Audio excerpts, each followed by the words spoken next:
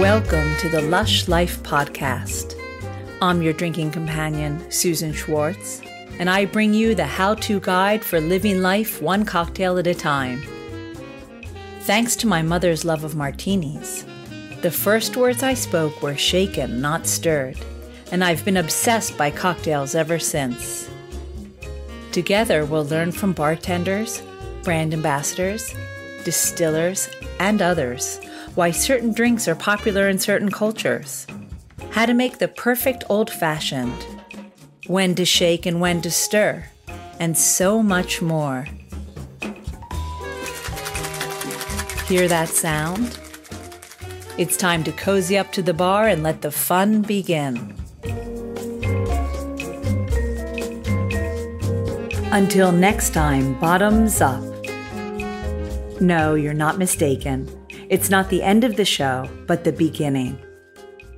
99 episodes ago, I had a mic and bottoms up to end the show. Now we've reached the 100th episode.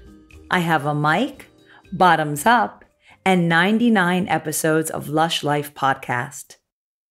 This is due to the hard work and dedication of everyone involved with a Lush Life manual and Lush Life Podcast. Especially my producer, Evo Terra, who was with me when Lush Life was in the idea stage and who has remained my work partner throughout my Lush Life journey. And of course, my boyfriend and life partner, Akis Stephanides, architect extraordinaire. You may not hear their voices, but their presence is felt in every episode. Everyone who sat across from me has become part of the Lush Life family. I've been inspired by all their stories and lucky enough to have tasted some of the best drinks in the world, thanks to their time and generosity. Of course, there would be no show if you didn't listen to it, and I thank you for tuning in every Tuesday. Planning my 100th episode was easy. I had to revisit some of my previous guests who had gone on to other adventures. Really, I just wanted an excuse to see them again.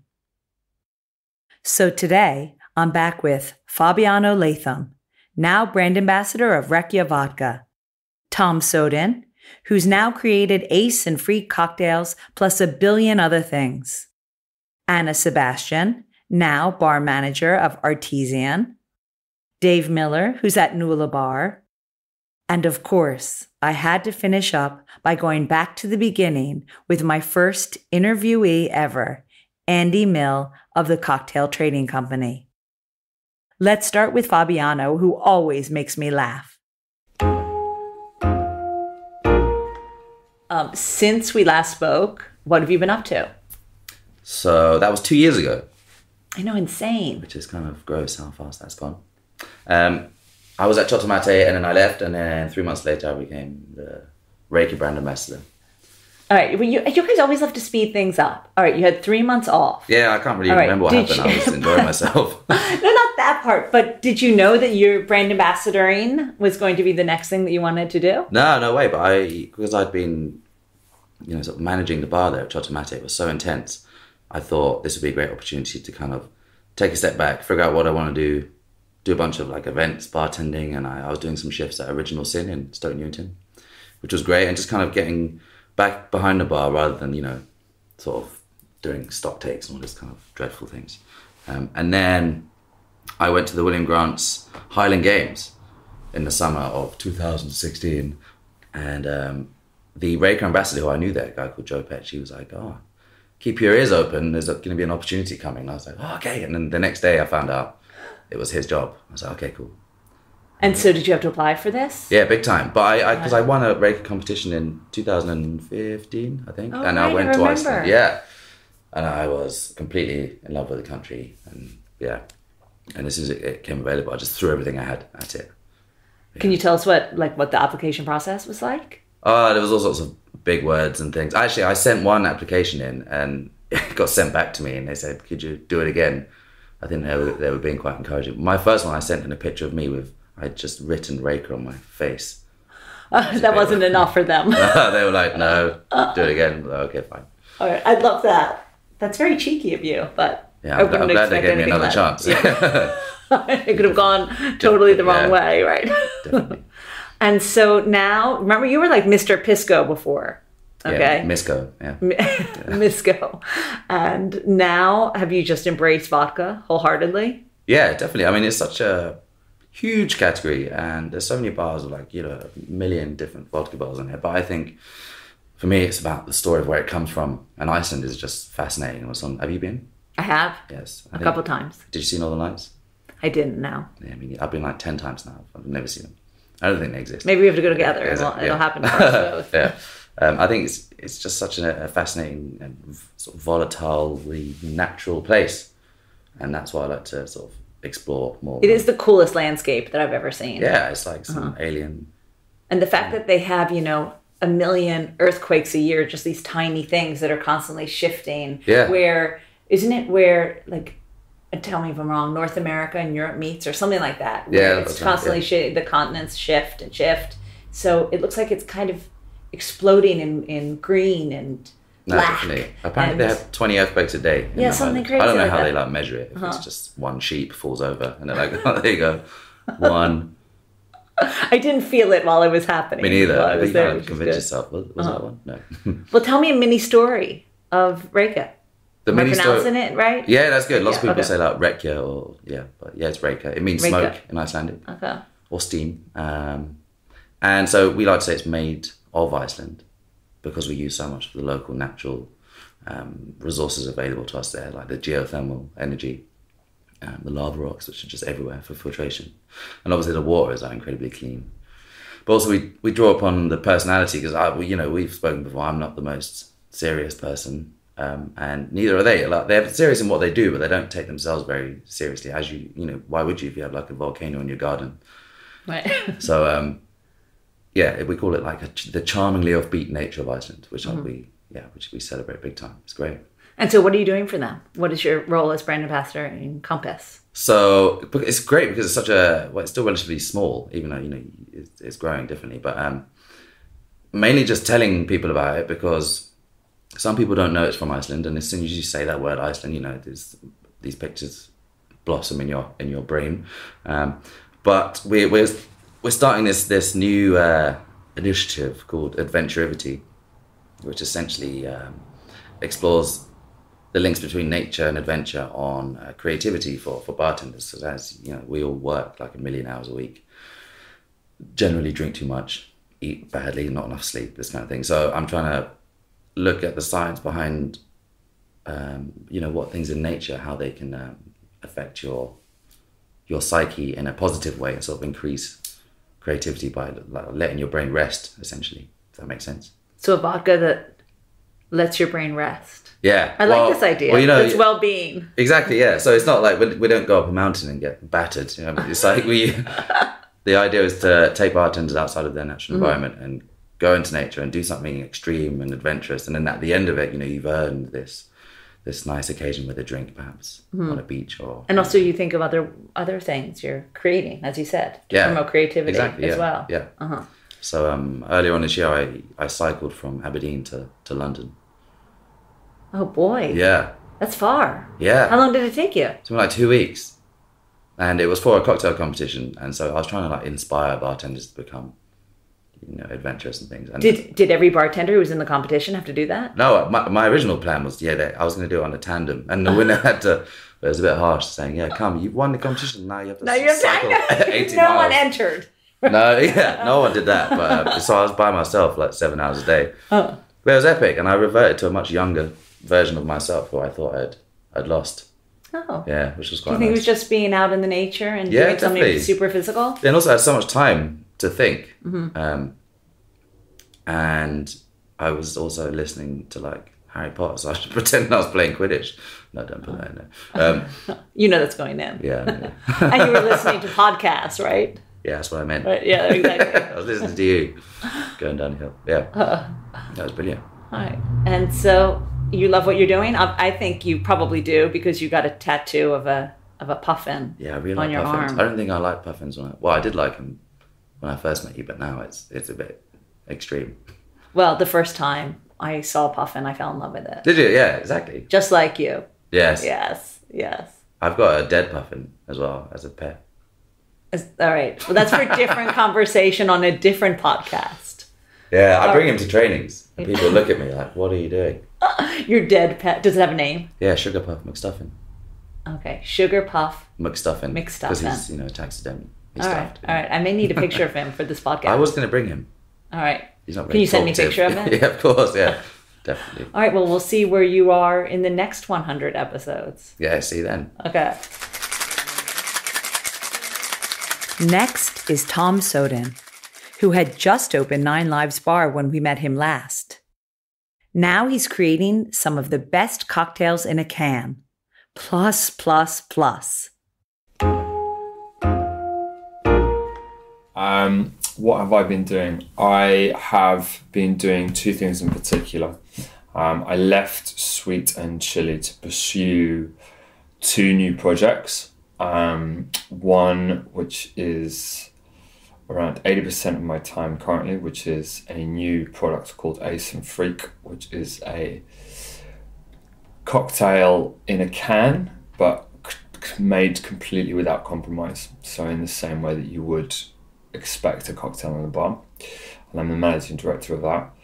And then I've also set up what is essentially a conglomerate of highly skilled people which have come together under an umbrella of Destructive Lines, which is a Destructive or disruptive? Destructive Lines. It's kind of an analogy of the Japanese definition of beauty, which is wabi-sabi, which is perfection and chaos.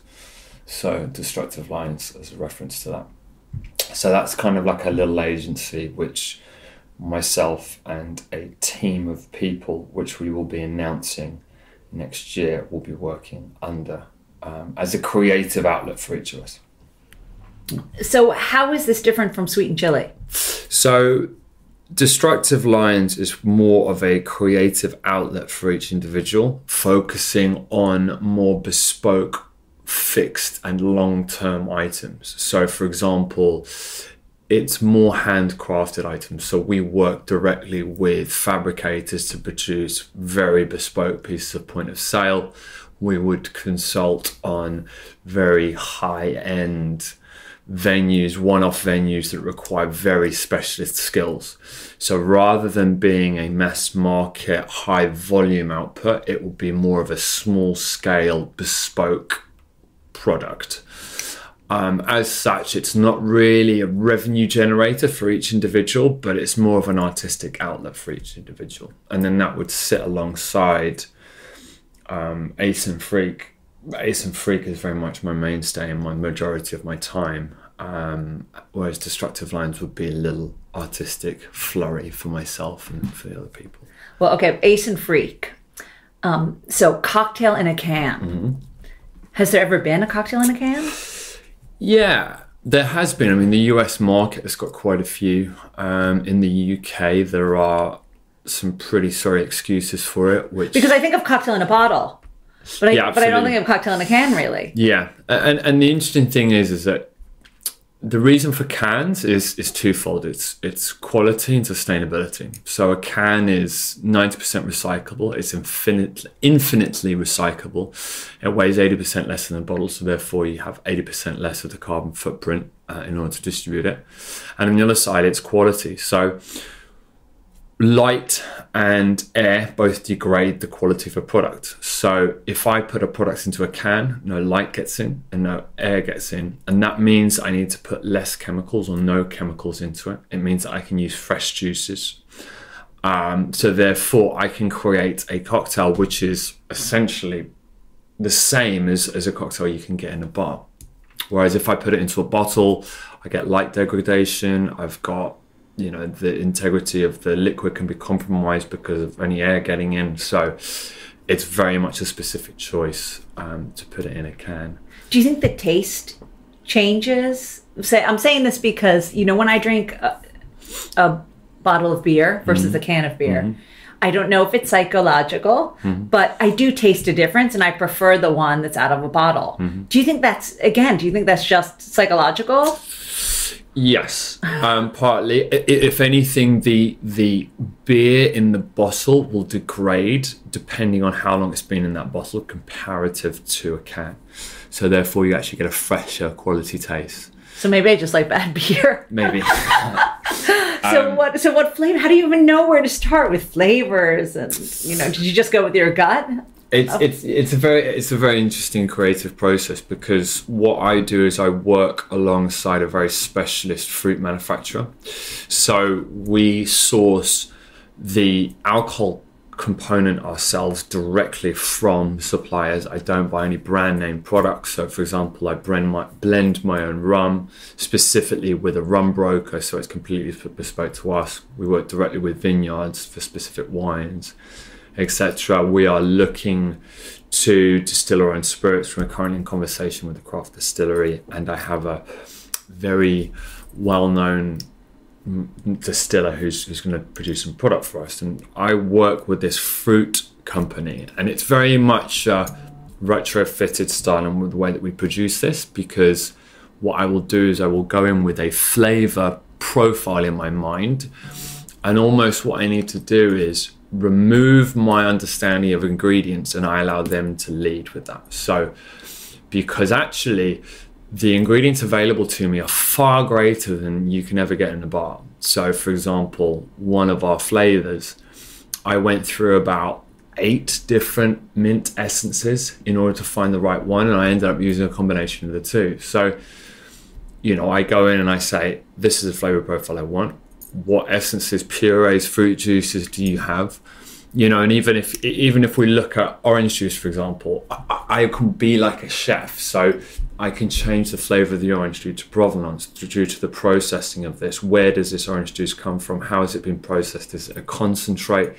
Is it a fresh juice? Is it, all of these elements, because you are subjecting that ingredient to heat, will change the flavor profile of it. So essentially, I have just got a far greater catalogue of flavors for me to work from. It just must be, for someone who doesn't know or who's not in that world, just the amount of choices are insane to just even start, because just one mint is enough. 8 mints, then combining them. And so how long did it take to create the first one? It's relatively easy because as a bartender, I've spent in excess of 14,000 hours behind a bar. Then I worked as a consultant where I was working both for drinks brands and venues developing flavors. I have spent the past 16 years of my life working professionally with flavors. So I've written cocktail menus probably for in excess of 50 venues. I have then analysed sales data to ascertain how popular each of those drinks were. So I've got a pretty good understanding of what consumers like, what consumers don't like. So it took me around an 8-hour session in the lab we produced around 8 variants. I then singled those down to 4. We then did product tasting, consumer tasting. We then whittled it down to 2. We then produced 20,000 units of those. And then we then market tested it. So we launched this summer into various different music festivals, venues, etc. And then I analyze sales data. I can think this tastes great. You can think this tastes great. But then I know it tastes great when I look at the sales data from a music festival and I watch sales grow, because I have a heat map. So I can see, okay, well, one person bought this, then they shared it with 3 people, then 3 people bought it, and they shared it with, so you can literally see that. So you go, okay, we've got a good flavor now. So, it's an interesting journey. So what are the flavors? So we are going to be, the launch ones that we've got we have a cucumber and watermelon sangria, which is kind of fruity, floral. We have a blood orange and cranberry Americano, so bittersweet. We have a ginger and lemongrass mule, which is sour, spicy. And then we have a mint and elderflower spritz. So that's a very interesting one because it's actually quite dry, fruity, a tiny bit of note on the back of the palate. So it's a little bit like a Viognier with a little bit of a bitter aperitif in there. So it's kind of fruity, dry. It's nice. It's good. So back to Destructive Lines. Yeah. If I wanted to start a bar, Yeah. would I come to you and say, I want to start a bar? I'm just trying to figure out how people would find you to...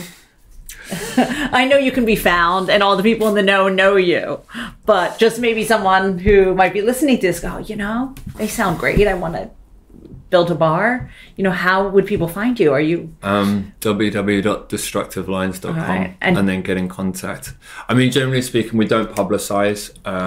Same with my personal consultancy with Project Akai. It's through referrals only, just because I have so much going on. And when I left Sweet and Chili, I became a father, and when I became a father, I made a very conscious decision to only do things I loved, because effectively it makes you happy, and if you're happy, then you're effectively rich. And you realize that when you have a child, this little human being is a complete sponge to your mental state. So if you want a happy child, you need to be happy yourself, and that's, for me personally, one of the secrets to parenting. If you're happy, your child's happy. But yeah, destructivelines.com, and you can find us. I think you left me with that last time. Yeah. That if you're doing what you love, you are happy. And that is the most important thing in life. Absolutely. So I'm still glad that that's still the same thing we're ending with. Yeah, exactly. Yeah. So is there anything else you're doing apart from all, those two big projects? Yeah. So I got approached by a family friend who called me up, and I think, as with a lot of my family and a lot of my friends, I don't really know what I do because it's very separate. And she calls me up one day and she says, "Tom, I've got a question for you. Does anyone use bamboo straws?" And I said, "Well, it's funny you should say that, because yes, they do, and we use them a lot in Nine Lives." And she said, "Well, it's interesting. We're thinking about setting up a bamboo straw company, because we've been working with these guys over in Indonesia that are hand making all of the straws themselves. So we decided to set up a business, which is kind of two guys over in Southeast Asia, one in Hong Kong, one over in Indonesia, some guys over in the UK, and we set up a company called Sinter Bamboo. And Sinter Bamboo is about producing barware in a sustainable way that has a direct human impact. So what we do is we produce bamboo straws on a small island over in Indonesia. They are all made by hand. They support the local community. So what this enables us to do is enables us to take Western money, place it into an environmentally perhaps unstable environment, and from there what we can then do is we can produce these straws. This then puts money into the local community, which allows them to create a sustainable industry that has no plastic. There's no plastic. The bamboo straws are packaged in bamboo. They are then wrapped in twine. There is no bamboo. There is no plastic within that whole environment. And then it also generates money which goes towards a local charity which looks after children in that local area, increasing, basically teaching them to read and write as well. So there's a human benefit and there's an environmental benefit. I joined Anna Sebastian in her new digs at the Artesian Bar in the Langham Hotel. So, how has it been since you left the Savoy? It's been amazing. Obviously, I think leaving the Savoy after 7 years of being there, the only thing I can sort of relate it to is like a really bad breakup. I think the Savoy was such a special part of my life, and it was, when I left, I honestly was in tears, like devastated. But I think it was the right time to go, and it was the right time to move on, and for myself, sort of personally, sort of professionally as well. And I think the opportunity at the Artesian came out, and it was something that I found really interesting. It was a bar that I'd always loved. It was the first bar that I drank whiskey in, like a good whiskey, Macallan 18. So it had like a really nice sort of significance for me as well. So joining this, and I think also it was a for me, it was a hotel bar that sort of redefined how people looked at hotel bars. You could come in here, you could have fun, you could drink something out of a crazy serve or do shots of mezcal and it still be sort of acceptable in the environment. So I think it was really pioneering of its time. And then when the opportunity came out, obviously, a couple of years later, it was something that I was really interested in. I guess what the Langham wanted to do is bring in a new leadership team and almost give us that sort of fresh canvas in a really beautiful hotel and a beautiful environment to do something really special. So obviously with myself, I joined, and then Remy joined as well from Little Red Door. And then from that, we sort of just started building a team and planning the year ahead. So did you start with everyone new? No. So there was still an existing team in place, which was great. So it was really nice sort of like getting to know everybody as well. But obviously when there's a new leadership team, naturally people will go, naturally new people will come. So myself and Remy both invited people to come and join us, which was really amazing, and everybody that we wanted to said yes, which is really nice. So you'll see a few familiar faces from Little Red Door, from the Savoy as well, which is really nice. And then after that we sort of just built new people, brought some new people in, and really sort of developed the team, and collectively as a whole sort of came together. So we're now 22 people in the team. Oh boy. Which is it's a big team, but is very much needed for an operation of this size as well. And you've been here a year now. Yes, yeah. How have you seen it grow since you've come? Yeah, very much so. I think sort of there's been different types of growth. There's been obviously growth from the business as well. There's been like a reduction in like labour turnover, obviously an increase in revenue as well. That's always good. Yeah, that's always good. Obviously, you've got your bottom line and you've got your profit as well, which we've seen increase. And I think it's really down to the team and the systems that we've put in place. Not only the drinks menus, which is we've launched 2 since we've joined, but also sort of inputting things like a sequence of service, working towards certain targets and certain goals. We work very closely with Forbes Travel Guide, which is very sort of influential in the hotel and travel industry, as you know, and putting in things to achieve what we need to get the results that we want has been really interesting, and lots of training and lots of hard work with that. I guess also product knowledge, being able to upsell and being able to talk about things as well, and also the menu as well. We've launched a month after we joined, we launched our first menu. So that was called it was based around classic cocktails. So it was called Determinism in Classic Cocktails. So we picked 15 drinks, and we looked at the idea of where the ingredients is from, and how the environment affects that ingredient. So a lime from Sri Lanka is going to taste very different than a lime from Mexico, and so on and so forth. So we kind of did our own twist on classics, and that was very much, we wanted to serve our own drinks, but also we wanted a fresh start. And I think the direction of where drinks are going in the industry is going away from the extravagant serves, and it's much more about the liquids as opposed to the less drama, more liquid kind exactly. of. Exactly. Yeah, I love that expression. So it was very much that blank canvas. The menu, the design of it really reflected that as well. It allowed us to kind of, I guess, start putting our mark and I guess our ethos and our sort of vision on the space. You said that was your first menu. So then how have the menus grown in time? So we had that one for, I would say, we had that one until May. And then on May the 9th, we launched our second menu, which is called Artesian Moments, which is what we have at the moment. Well, I have a question. Why did you feel the need to change menu? Was it seasonal, or you just felt, okay, we've had that one for a while, let's scrap that and try something new? I think it was always a plan. It was always a plan to release, for want of a better expression, a temporary menu. It didn't really end up being a temporary menu because it was really a beautiful piece of art, so to speak.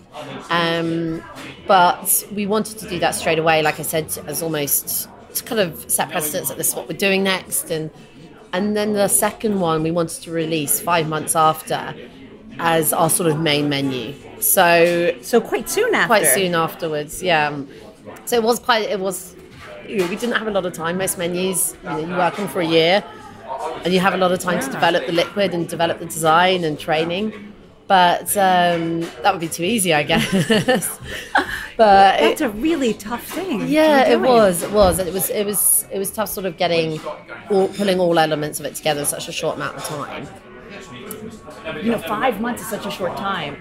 Did you feel you kind of got your market research, as in the people who came, those drinks that they chose, those were the ones you were going to go with? Or you just said, forget that, it doesn't matter, we're, going to do what we want? Yeah, I think maybe a combination. I think in hindsight, 5 months is not enough time. I mean, a year is almost not enough time. But I think in this environment, if you're here, if you're present, you get to know your guests very, very well. I think our current menu is very relatable for people. It's all about, we have 17 drinks on the menu, each representing a different life-defining moment that essentially we all share, but have very different experiences. So maybe it's the first time you fell in love, or the first time you went traveling, or the first time maybe you had a kid, or the first time you went to big school. Again, because we're all from different places, we all have very different experiences, and therefore we have different flavors associated with those moments.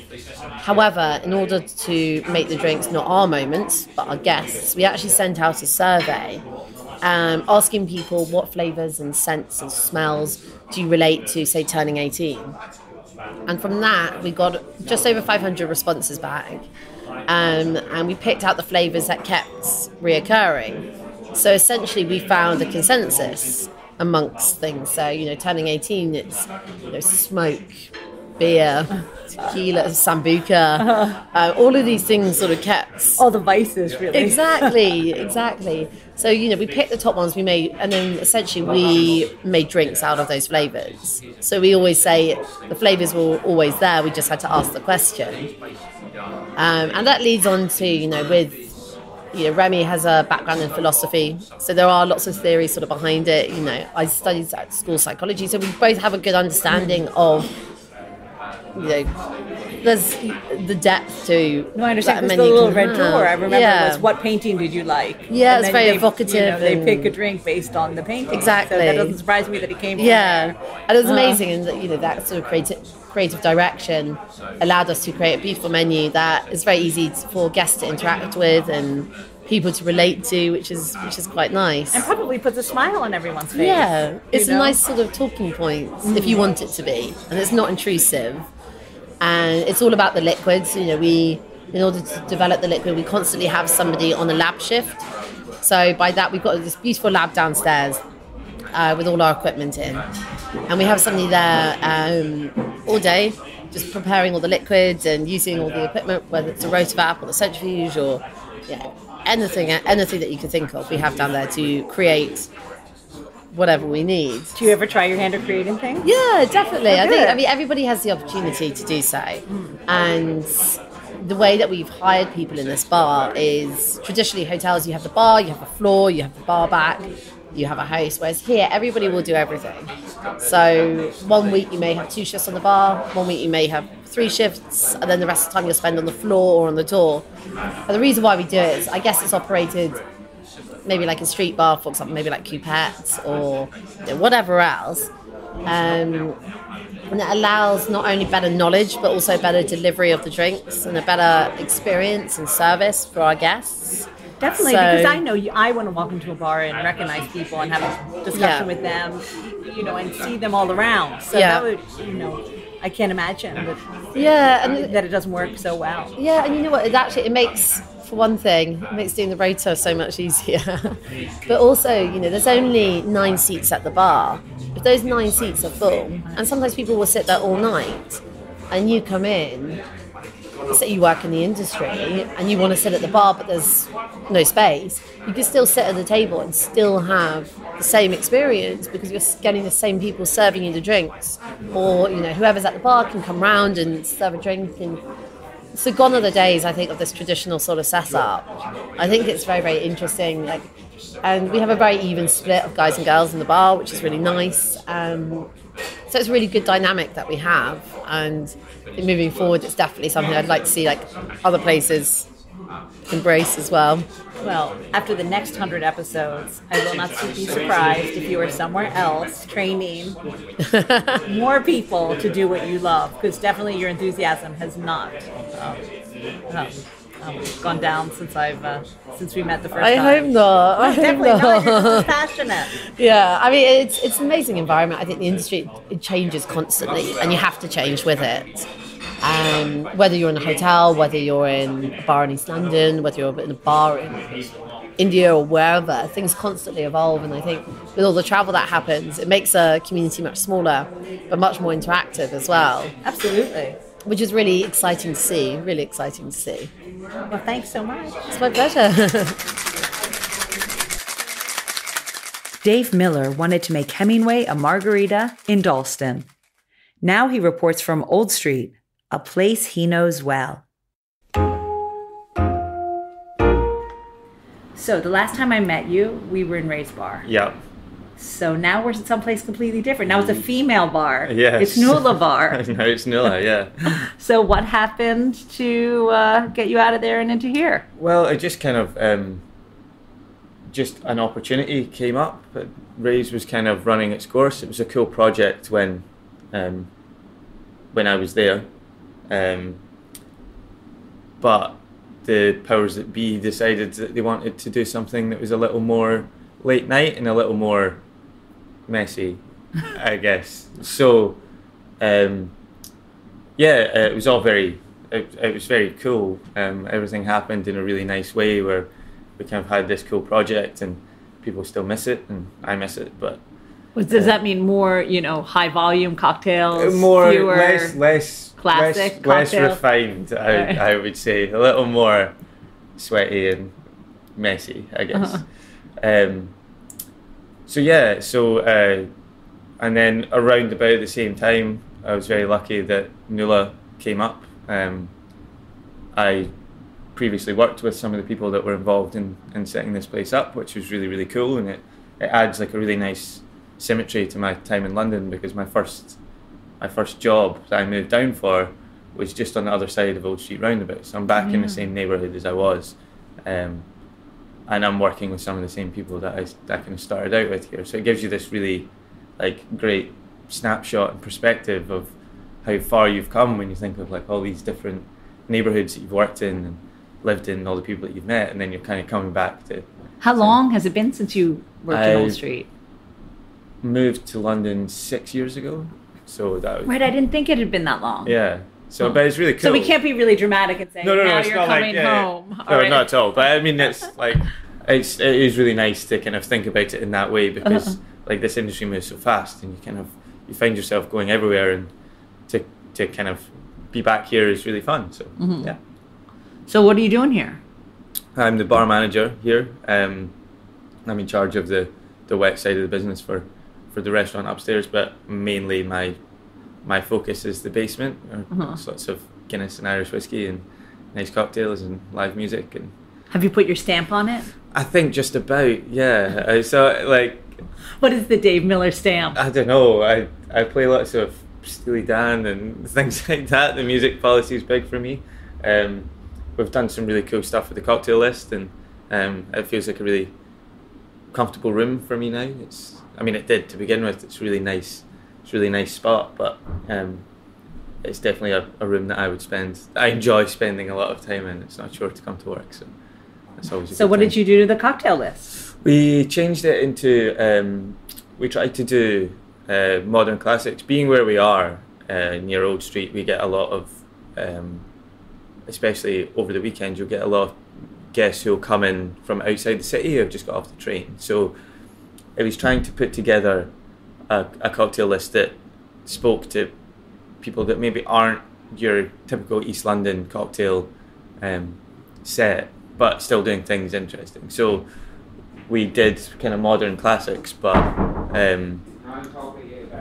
doing it in a way that was interesting. So we have an espresso martini that we use a Guinness reduction in, and we infuse a ton of stuff. So you can still look at it, and it's still an espresso martini, but it's interesting, and it's still going to taste good, and you're still going to enjoy it. But if you want to talk to me and geek out about what we're doing, then we can still do that, which is so we tried to hit that balance right in the middle, and it's going really, really well. So have you found that some of these kind of commuters, I'm using inverted commas, have taken to that style of cocktail? Yeah, lots of people will become more interested, and it is really trying to hit that balance where if you just want a drink that you can recognise on a menu, then that's fine, and that's what we'll give you. But if you want to go into the depth of what goes into it, then it's going to be something that's quite interesting, and hopefully that encourages people to drink some other things from our list that are a little more challenging. So, So, in the next 100 episodes, yep. think you'll still be here? Hopefully, I'm very comfortable. Yeah, You're like, as long as it depends how long 100 episodes take. Yeah, exactly. Yeah, how quickly is that?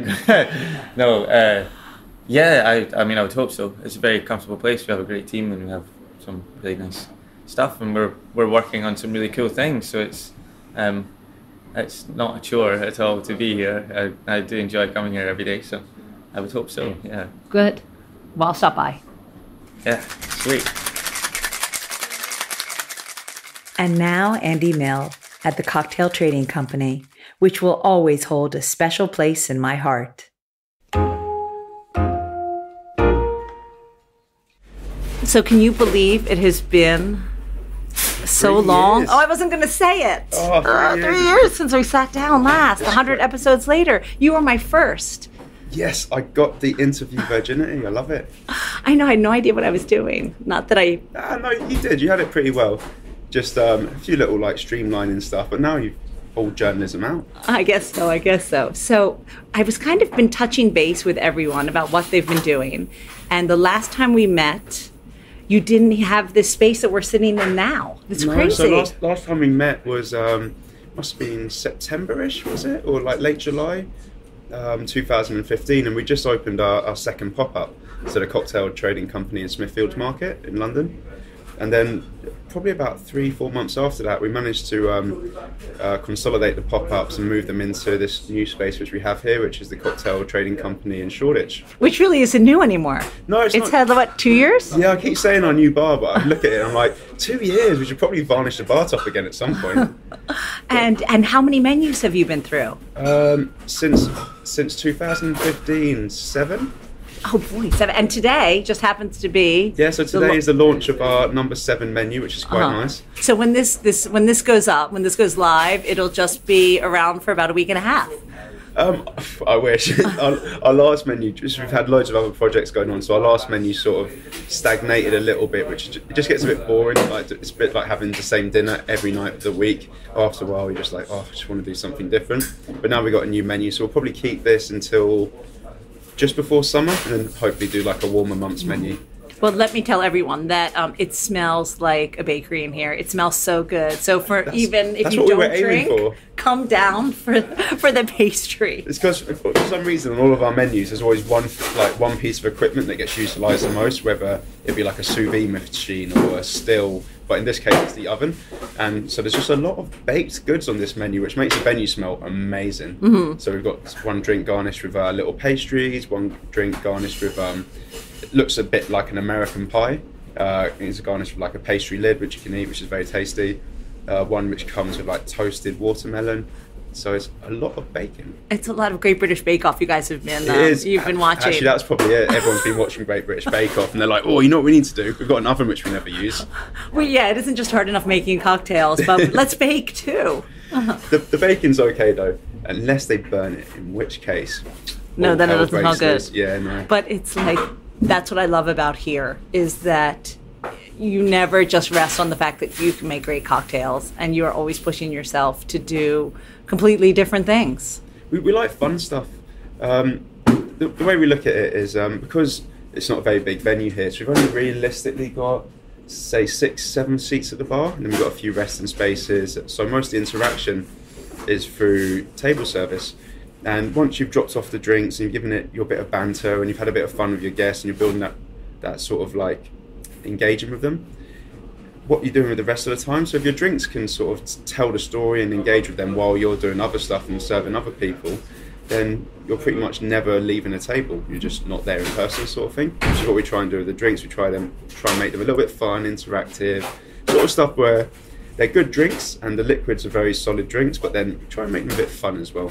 Oh, well, that's what's great. I mean, you never really leave your guests, and when you come back to see if they want something else, they can then chat to you about what they've just had, and you can get like immediate feedback from that. Yeah, which is always great. It's always really nice just being able to give someone a drink. Most people come in, they'll choose a drink off the menu. There's two sorts of people that order drinks. The people that come in, they know exactly what they want, and they want a classic drink. I want a Negroni, I want a Manhattan, an old-fashioned Sazerac, whatever it may be. Then you got the ones which want to come in and see what you're doing, and they come in and go, oh, let's see what's on the menu, and they'll have a menu drink, and then they go, that was nice. I want something like that, but not that. And then you get to have a little bit of fun and start playing about and working out what someone really likes, and then sort of tailoring it to their needs. Sometimes you get it wrong, sometimes you get it right, but it's the negative space between the two which actually gets you to really know your guests. Have you ever had like the first class, the people who come in and say, I only want a Negroni, and you've said, look at the menu, are you sure we do all these other things, or they pretty much are set? To be honest, if someone comes in and they say, I want this, I don't think I've ever actually said, why don't you try something else? What I'd always say is, yeah, no problem. And we generally, because we don't have a lot of bartenders on, there's only a couple people for sort of like a 70 to 80 capacity venue, so we're always making other drinks.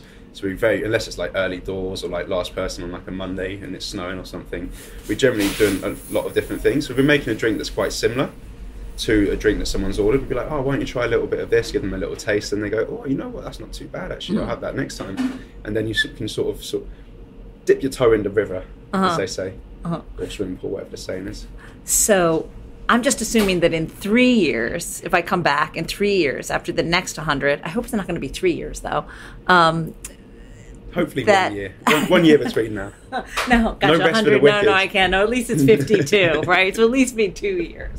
But what are your kind of hopes and ambitions for the next few years? So we've got a couple things on the books at the moment. So first one is we're opening a second site in Bristol at the moment.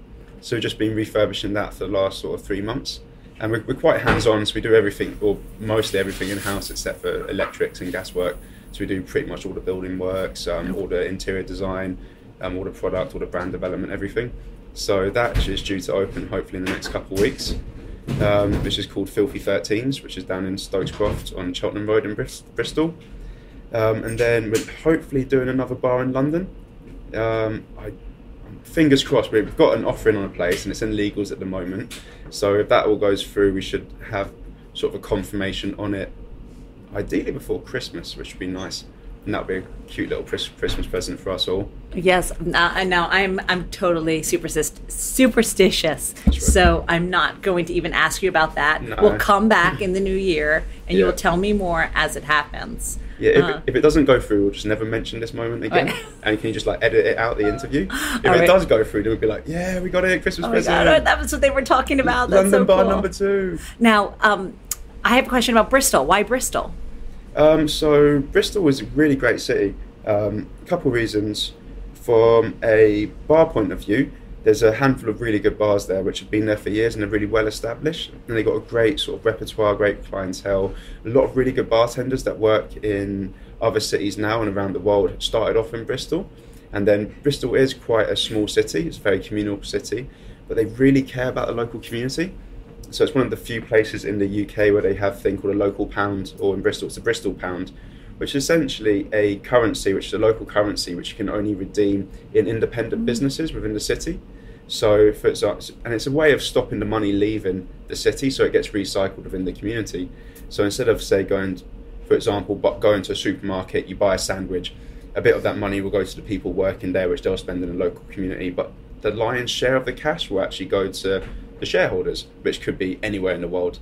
But in Bristol, everyone is so much about like local community and local business that, you know, if you spend £1 in a place, probably 50p of that pound is going to go back directly into the local community. So it's just a great place to try and build a business and build just a great community-based bar business. Everyone comes down, there's a really nice tight-knit group of people that drink cocktails in Bristol, and it seems to be growing every day. And now with cocktail culture becoming so prominent and almost being the bread and butter of the English high street.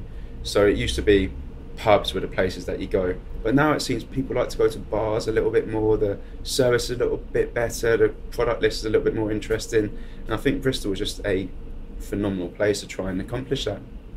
Well, it's got a lot of foodies there. I think it's got more Michelin star restaurants per capita than any other city in England.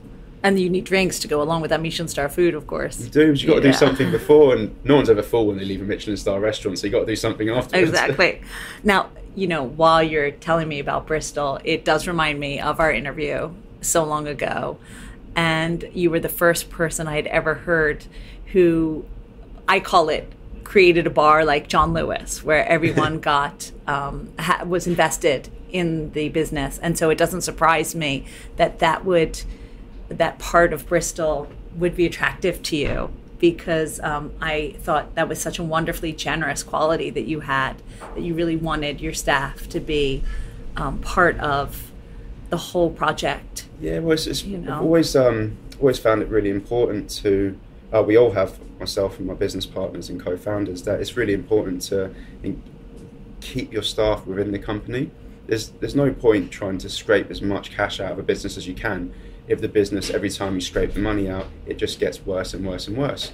But if you can just leave a bit of that money and take what you need to survive, pay your rent, make sure your cat's fed on time, so on and so forth, and then just leave it in and grow the business with your team, and then give them a piece of the pie so they feel vetted in it. Then when it comes to actually, say, splitting profits, and you're like, oh, you know what, I'd really like to get a car now, then you look at it and everyone else is like, yeah, it's all right. You take a bit of money, you get your car, I've got a bit of cash, I'll get my car, we're all happy. There's no reason to downsize on quality. And I think it's a really generous quality that I remember even from our first meeting so long ago. And I think considering that the holiday season is coming up, it's a great place to end. Yeah. I think, and to begin the new year with those thoughts. So give back, play it forward. Exactly. So thanks. Oh, thanks for coming down. Good to see you. A huge thank you goes out to all my previous guests and everyone who helped me, even in the smallest way, especially the PRs who made these interviews possible and got the word out. All of you who downloaded on Apple Podcasts, Google Podcasts, Spotify, wherever you listen to Lush Life, I thank you and wish you all the best this holiday season.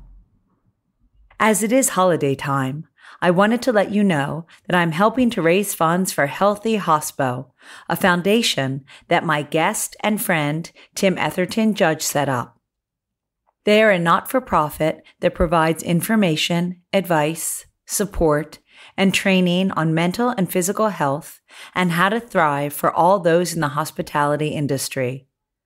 So whether you're behind the bar, on the floor, in the kitchen, or work directly with the trade, remember, you're not alone and they're here for you. Please go to healthyhospo.com/donate to support them. Of course, I couldn't end without a cocktail of the week. Our cocktail of the week is the Puffin Collins. And you probably can guess by its name that it's made with Rakia vodka. I'm going to tell you the ingredients first.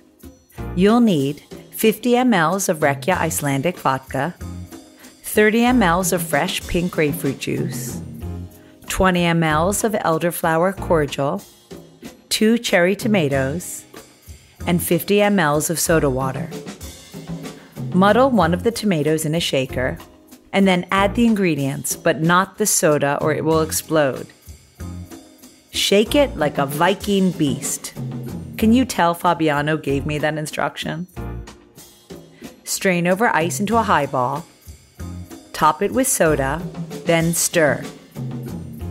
Then garnish it with the other cherry tomato, which should be on the vine because it looks nicer. You'll find this recipe and all the cocktails of the week on alushlifemanual.com, where you'll also find all the ingredients in our shop.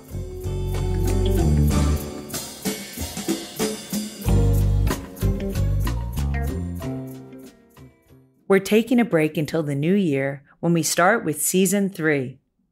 No hints, as it would ruin the surprise, but there will be some small changes for all your listening pleasure.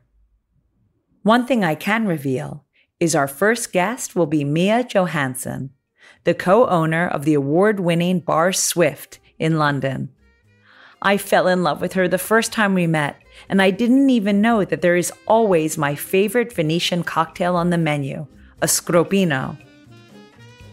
So have a great holiday and remember to donate to Healthy Hospo at healthyhospo.com/donate. Now say it with me. Until next time, bottoms up. Thanks for listening to the Lush Life Podcast, the sister of A Lush Life Manual. For more information and links to everything you heard, plus a bit more, please visit alushlifemanual.com. Always remember the wise words of Oscar Wilde. All things in moderation, including moderation. And always drink responsibly. Okay, I said that last part. Theme music is by Steven Shapiro and used with permission. Lush Life is produced by Evo Terra, and I'm your hostess, Susan Schwartz. I'll see you at the bar.